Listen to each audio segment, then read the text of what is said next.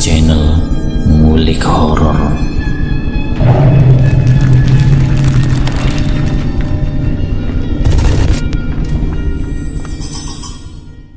Assalamualaikum warahmatullahi wabarakatuh. Kembali lagi di channel Ngulik Horor. Channel ini menceritakan tentang kisah-kisah misteri. Kali ini saya akan membawakan kisah misteri yang ditulis oleh @penulismalam94. Kalian juga dapat mengunjungi tweet beliau langsung ya. Nanti link saya akan sediakan di kolom deskripsinya. Oh ya, di dalam cerita ini nama dan tempatnya disamarkan semua ya, untuk menjaga privasi pihak yang terlibat di dalamnya.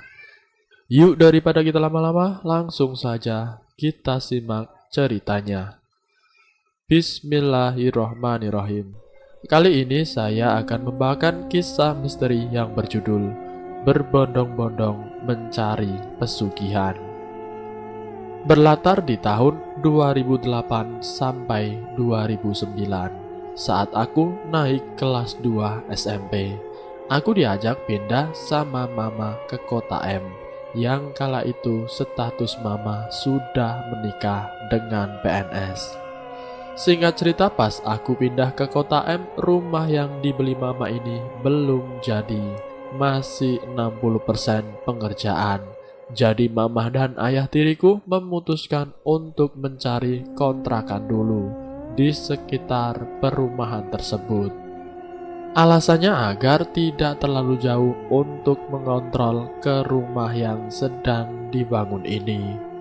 Setelah dibantu sang mandor keliling kampung sekitar, barulah ketemu satu-satunya rumah yang bisa dikontrakan per bulan. Rumah itu tidak terlalu besar, tidak pula terlalu kecil, cukup sedang saja. Ada 3 kamar tidur, 1 dapur, 1 kamar mandi di luar rumah tapi masih bersebelahan, 1 ruang tamu, 1 ruang keluarga. Ini yang punya rumah juga masih tinggal di rumah itu. Jadi kita ini seperti ngekos mungkin jatuhnya, karena kita hanya pakai 2 kamar. 1 kamar buat aku dan 1 kamar buat mama beserta almarhum ayah tiriku kala itu. Di awal semua seperti baik-baik saja, tidak ada hal-hal yang mencurigakan. Si pemilik rumah ini sebut saja namanya Ibu M, sangat baik sekali. Beliau ini janda, anaknya 1 sudah menikah dan tinggal agak jauh dari rumah Ibu M ini. Pekerjaan Ibu M ini adalah tukang sayur keliling dengan membawa tampah di atas kepalanya. Sayur-sayuran yang biasa dijajakan pun tergolong sederhana dan biasa-biasa saja. Hal menarik lain ketika sudah beberapa hari kita tinggal di rumah itu, ternyata si Ibu M ini buta huruf, tidak bisa berhitung dan sama sekali tidak bisa bahasa Indo. Dia cuma memakai bahasa Jawa seumur-umur. Untungnya adik Ibu M ini tinggal bersebelahan dari rumah itu, pernah mengenyam pendidikan walaupun hanya di bangku SD. Jadi untuk mempermudah komunikasi, mama juga meminta adik Ibu M, sebut saja Ibu S, ini ikut membantu mama di rumah Ibu M sebagai ART harian. Keterbatasan bahasa tidak membuat Ibu M ini berhenti menunjukkan perhatiannya ke keluarga kami. Contohnya sayur yang baru ia beli dari pasar, sebagian Ibu M ini disisahkan untuk keluarga kami sebelum ia jajakan kembali keliling kampung. Bahkan sering pula ia memberikan kudapan-kudapan yang ia beli khusus untuk kami. Menurut adiknya Ibu S, wajar jika kakaknya berbuat demikian, karena Ibu M merasa kembali memiliki keluarga. Ibu M juga menganggap mama seperti anak perempuannya sendiri. Sebelum keluarga kami menyewa rumah Ibu M sangat kesepian. karena anak laki-laki satu-satunya hanya menjenguknya setahun sekali, atau dikala sang anak hanya ingin meminta uang. Sebulan berlangsung, tidak ada hal-hal aneh atau mencurigakan. Hanya saja terbesit pertanyaan kami, apa isi dari balik pintu yang terkunci yang ada di dalam kamar mandi. Sempat aku bertanya kepada mama, itu pintu yang ada di dalam kamar mandi, ruang apa ya? Tetapi mama sendiri tidak tahu dan mencoba menerka-nerka. Mungkin itu gudang kali? Aku pun percaya saja, memang karena di rumah itu tidak ada gudangnya. Lalu keanehan muncul ketika di malam-malam tertentu. Ibu M ini menggunakan tampah yang biasa dipakai jualan di atasnya, disimpan kemenyan, beberapa macam kue-kue pasar, dan bunga setaman. Tampah itu ia bawa ke dalam kamar mandi, dan ketika ia keluar kamar mandi sudah tidak terlihatnya lagi oleh kami. Ia membawa keluar kembali tampah itu. Ketika aku penasaran, aku masuk kamar mandi pun tidak ada bekas-bekas si kemenyan. Oh, mungkin dia simpan di dalam ruang di balik pintu yang terkunci itu. Terkaku dalam hati. Kejadian itu pun mama tanyakan kepada sang adik Ibu S tentang apa yang diperbuat oleh kakaknya. Sang adik menjelaskan jika awalnya sang kakak adalah orang yang selalu kekurangan. Setelah kematian suaminya, ia harus membesarkan sendiri anak laki-laki satu-satunya. Ia tidak tahu apa yang harus ia lakukan, karena menurutnya ia adalah orang yang bodoh karena buta huruf dan tidak bisa berhitung. Sesekali ia menerima pekerjaan kasar, seperti menjadi buruh tani, tetapi karena keterbatasannya seringkali ia ditipu-tipu oleh si pemberi pekerja. Upah yang ia dapat seharusnya 15.000 per hari, tapi hanya diberi 2.000 rupiah saja. Oleh karena itu, Ibu M memilih untuk berdagang sayur keliling kampung saja, berharap kejujuran dari orang-orang sekitar yang ia kenali tidak akan tega jika harus menipunya. Namun tetapi nyatanya masih ada saja yang berbuat licik. Karena keterbatasan dari Ibu M, kian hari dagangannya semakin merugi. Tidak jarang sang adik pun harus ikut membantu menyatroni satu persatu pembeli sayur yang tidak jujur kepada kakaknya, sekedar meminta kembali kekurangan uang atau kelebihan kembalian uang dari belanja sayur. Hingga pada suatu ketika muncul dua orang yang mengaku dari kota, mendatangi rumah demi rumah warga yang ingin mendapatkan kekayaan, maka mereka akan mengantarnya ke Gunung K. Tidak hanya untuk mengantar, tetapi mereka pun akan memberikan panduan sampai dengan pesugihan itu berhasil. Saat itu dengan tipu daya dan mulut manis dua orang marketing dajjal berhasil mempengaruhi hampir sebagian besar dari warga kampung. Bagaimana tidak? Dari awal marketing dajjal itu berkata jika hal tersebut bukanlah pesugihan yang meminta tumbal nyawa. Singkat cerita, sang kakak beserta beberapa ibu-ibu maupun bapak-bapak dari desa itu diangkut menggunakan pick-up buntung menuju Gunung K. Kalau di tempat mimin biasanya orang berbondong-bondong seharusnya ke pengajian. Ini malah berbondong-bondong menuju kesesatan. Sesampainya di tempat tujuan, langsung Ibu M dan beberapa lainnya diantar ke Sang Kuncen untuk melakukan perjanjian. Ibu M pun hanya menuruti saja apa yang diperintahkan oleh sang kuncen, tanpa ia sendiri mengerti syarat dan ketentuannya. Ia hanya ingat kala itu ia diminta mempersiapkan kemenyan, dupa, berbagai macam kue-kue pasar, dan kembang setaman yang disimpan di dalam ruang kosong.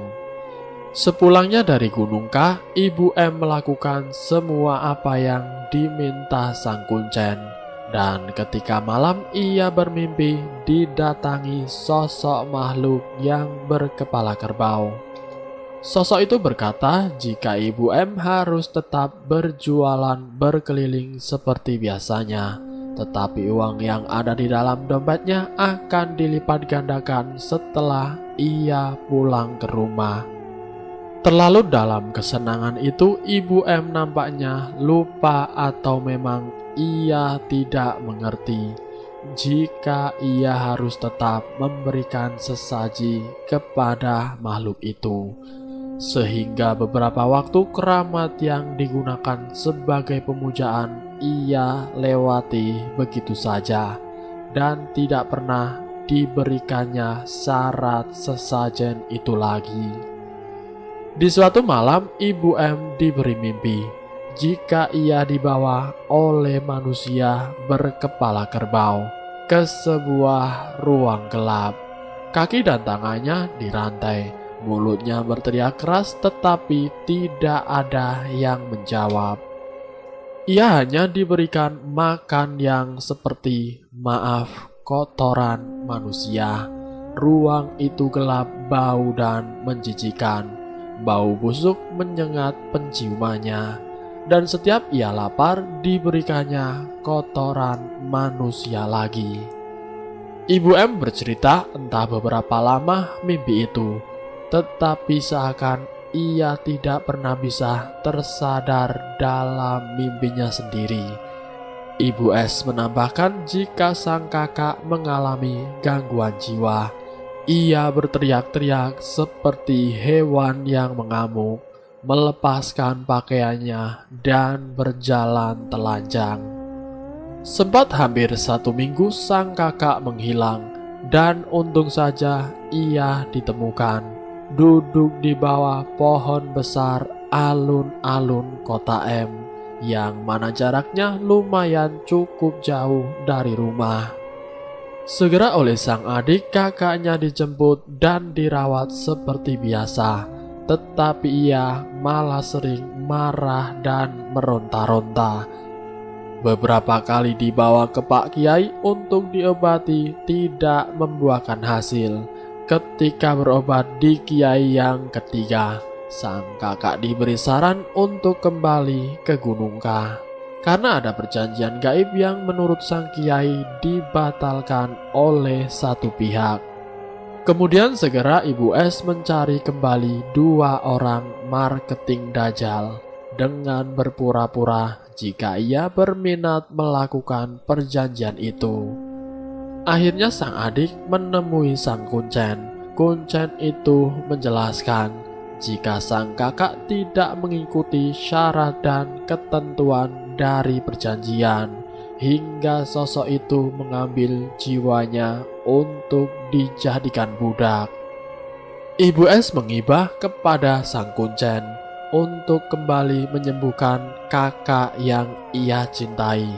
Dengan adanya negosiasi yang alot, diputuskanlah sang kakak harus membayar mahal dengan menyembelih seekor kepala kerbau yang ditanam. Dan di hari-hari keramat ia harus kembali memberikan sesaji. Setelah menyembelih seekor kerbau dan kepalanya pun ditanam, sang kakak perlahan mulai sadar dan kembali normal seperti saat ini. Cerita dari Ibu S ini membuat mama dan almarhum ayah tiri aku saat itu ketakutan. Kita tidak mau salah satu dari kita nantinya jadi tumbal. Tetapi Ibu S menjamin dengan penuh keyakinan tidak akan terjadi apa-apa kepada diri kami. Karena memang perjanjian itu hanya terikat oleh jiwa dari Ibu M dan keturunannya saja yang harus meneruskan kembali ritual-ritual itu seumur hidupnya, kalau tidak akan kembali menjadi gila. Ibu S pun memohon kepada kami agar tidak pindah, karena sang kakak begitu menyayangi keluarga kami. Takutnya kalau kami tiba-tiba pergi dengan alasan itu, Ibu M akan menjadi sedih dan terganggu kejiwaannya. Entah bagaimana, kami pun memilih untuk tetap tinggal di rumah Ibu M. Mungkin karena rasa sayang kepada Ibu M, kami pun tidak tega untuk segera pergi dari tempat itu. Benar adanya, memang kami sama sekali tidak diganggu oleh sosok kepala kerbau itu, ataupun diberi penampakan horor. Kami seolah terbiasa dengan pemandangan persiapan ritual di hari-hari keramat yang dilakukan oleh Ibu M. Bagi kami, Ibu M adalah seorang korban dari kejahanaman para marketing dajjal. Setelah kami pindah ke rumah yang baru rampung, Ibu M juga masih sering datang berkunjung. Tangan kami masih terbuka lebar dengan kehadiran Ibu M yang sudah seperti nenek atau ibu bagi kami. Kali ini cerita pesugihan dari sudut pandang Pak Usman. Pak Usman adalah supir pribadi di rumah kami. Rumah Pak Usman berada di kampung sebelah perumahan kami. Saat itu aku selalu diantar jemput ke sekolah sama Pak Usman. Aku juga akrab sama Pak Usman ini, karena memang istrinya juga guru mengajiku.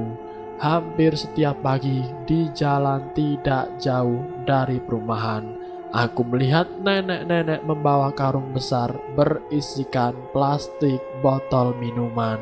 Entah sejauh apa nenek itu berjalan tanpa beralas kaki dan kemana tujuan akhirnya. "Pak, tolong berhenti sebentar mobilnya," pintaku. "Loh, ada apa, Den?" jawab Pak Usman. "Saya mau turun menghampiri nenek itu." Segera aku turun dan sedikit berbagi rezeki yang aku punya. Lalu setelah aku masuk ke dalam mobil, "Den, tidak usah dikasih nenek itu. Waktu mudanya dia jahat, Den," sergas Pak Usman. "Loh, memangnya kenapa, Pak?" tanyaku penasaran. "Aden tahu pesugihan tidak? Nenek itu dulu ikut pemujaan pesugihan bebek, Den. Sebenarnya sih sama seperti babi ngepet, Den. Cuma dia memujanya bebek," ucap Pak Usman menjelaskan. "Oh, lalu bagaimana, Pak?" tanyaku penasaran. "Ya, jadi dulu waktu pas Pak Usman kecil, di kampung cuma dia satu-satunya yang sudah punya TV. Bukannya digunakan untuk menonton bersama, tapi hanya untuk buat bahan pamer, Den. Kita anak-anak kecil tidak boleh sekedar ikutan menonton. Dan lagi, dia mempunyai toko kelontong besar. Semua ada, Den, di toko itu. Warga yang mau berhutang malah sering tidak dikasih, Den. Apalagi datang ke toko itu juga harus pakai pakaian rapi, Den.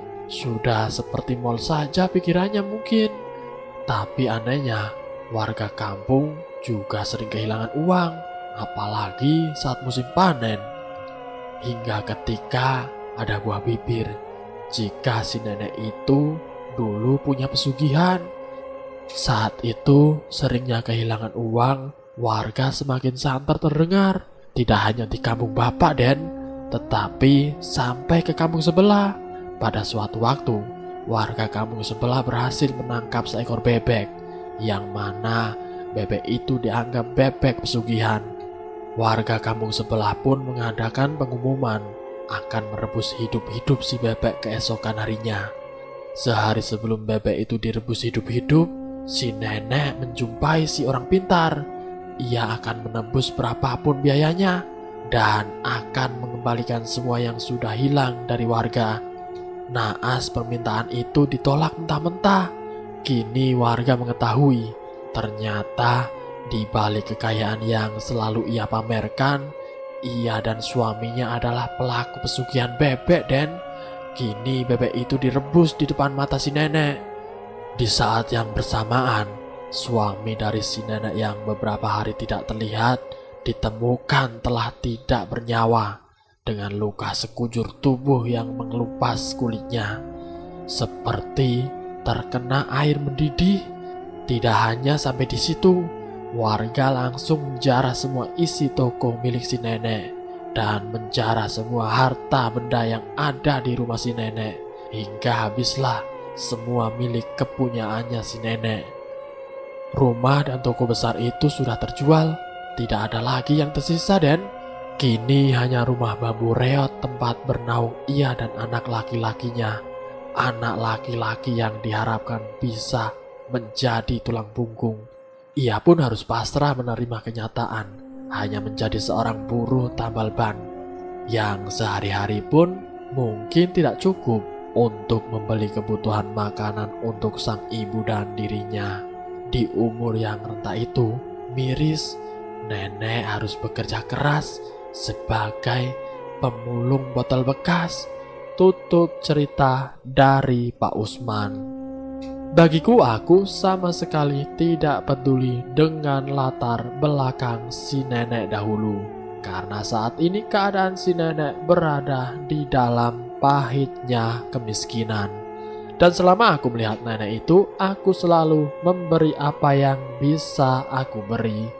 Tidak lupa doa-doa agar sang nenek selalu diberi kesehatan, agar ia senantiasa bisa mencari nafkah di usianya yang renta. Berlanjut dari sudut pandang Mbak Nia tentang pesugihan. Siang hari sepulang sekolah, aku melihat tidak ada siapa-siapa di rumah. Tetangga sebelah yang tahu aku baru saja pulang sekolah menghampiriku dan berkata, "Mamang kamu baru saja ke warung Ibu Edi. Tadi nitip pesan ke tante, mau beli sayur dulu katanya. Kalau kamu sudah lapar, susulin aja mama ke warung," ungkap tante. "Oh iya, baik.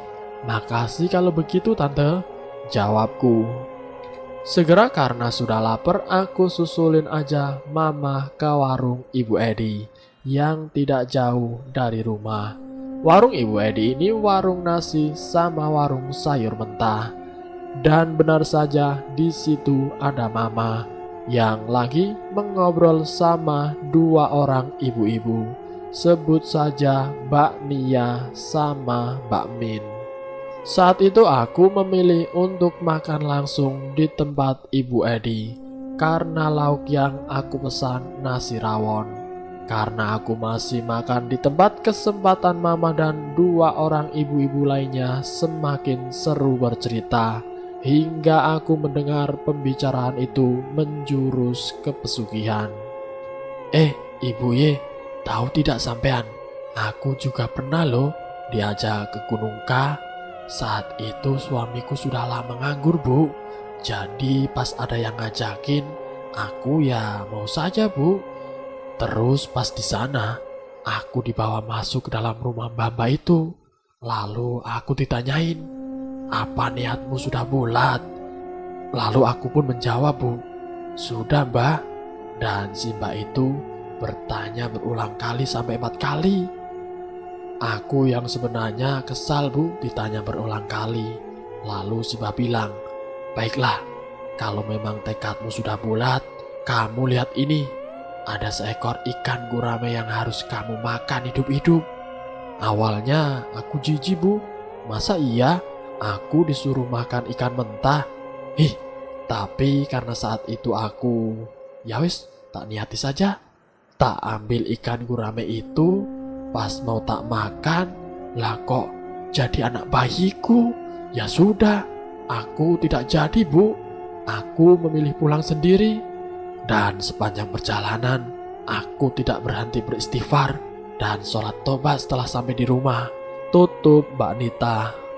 Mama pun mengangguk-angguk, ia tidak banyak berkomentar. Kemudian cerita itu ditimpali oleh Mbak Min. Loh, mendiang bapakku ya ikut kayak gitu toh Bu. Makanya aku ini sebenarnya agak takut. Sepeninggalan ibu, bapak ini sikapnya jadi aneh-aneh, jarang pulang. Ketika pulang, ia sering berbicara sendiri. Saya anak satu-satunya sempat curiga bapak ini tidak waras karena ibu baru meninggal. Tapi kok anehnya bapak juga masih nyambung kalau diajak ngomong seperti biasa. Hanya suka ngomong sendiri saja Bu. Keanehan lain saat bapak ini suka mengunci diri sendiri di kamar 3 hari 3 malam. Terkadang bapak suka membawa sesajen semacam dupa, wangian, dan bunga yang disimpan dalam kamar. Kamar bapak pun saat itu tidak boleh saya buka lagi Bu. Terus bagaimana lagi Mbak Min? Pinta Mama melanjutkan kembali. Bapak yang biasanya bekerja mengangon kuda, mengangon ternak, kini jadi sama sekali tidak bekerja. Malahan ia jarang pulang. Sekalinya pulang, banyak mengurung diri di kamar. Tetapi kalau tidak minta uang, bapak selalu ngasih. Tidak seperti biasanya yang bilang, "Ya, nanti ya nak, bapak belum ada uang." Terus kalau saya habis pulang dari sawah atau kebun, di meja makan suka kelihatan ada makanan yang enak-enak Bu.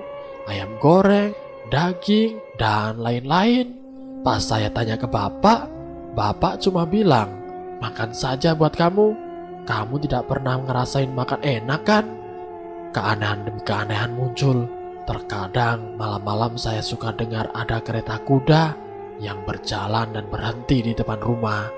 Lalu ada wangian harum seperti bunga melati dan kamboja di seluruh rumah Bu. Karena saat itu pintu kamar bapak terbuka sedikit, saya mencoba mengintip. Ternyata ada seorang wanita cantik luar biasa, memakai mahkota dan baju keraton kerajaan zaman dulu, sedang dipeluk bapak Bu. Keesokan harinya saya bertanya kepada bapak, dan bapak mengaku jika ia telah menikah dengan sebangsa jin. Bukan masalah ingin harta banyak Bu, tetapi bapak ingin segera melupakan mendiang ibu. Bapak juga mau memiliki istri yang muda dan cantik untuk menemani hari tuanya. Bapak tutup usia yang ke-70 tahun Bu. Sehari sebelum itu beliau berpesan, ia meminta segera kalau ia sudah ada yang menjemput, yaitu sang istri dari bangsa jin itu Bu. Ia meminta segera disiapkan kuburan untuknya. Mendiang bapakku ini tidak sakit Bu. Sehari sebelum meninggal, ia berpesan seperti itu. Kemudian sorenya sudah meninggal di kamar. Pungkas Mbak Min. Aku pun membatin, kok bisa mereka menceritakan pengalaman itu seperti tidak ada rasa canggung. Mungkin ini yang disebut perkampungan pesugihan, di mana banyak satu dan lainnya terjebak menjadi budak iblis dengan diiming-imingi kemanisan dunia sesaat, sehingga hal tersebut sudah tidak menjadi asing bagi mereka. Dan selesai. Itulah kisah misteri yang berjudul Berbondong-bondong Mencari Pesugihan. Semoga kita bisa mendapat hikmah dari cerita ini. Dan semoga pula kita tidak ikut-ikutan melakukan hal seperti itu. Semoga kita selalu dalam lindungan Allah Subhanahu wa Ta'ala. Ambil sisi positifnya dan buang jauh-jauh sisi negatifnya. Terima kasih sudah mampir di channel kami. Jika kalian tertarik dengan video kami, silahkan tekan tombol like, share, dan komen. Tekan subscribe untuk mengikuti video kami selanjutnya. Wassalamualaikum warahmatullahi wabarakatuh.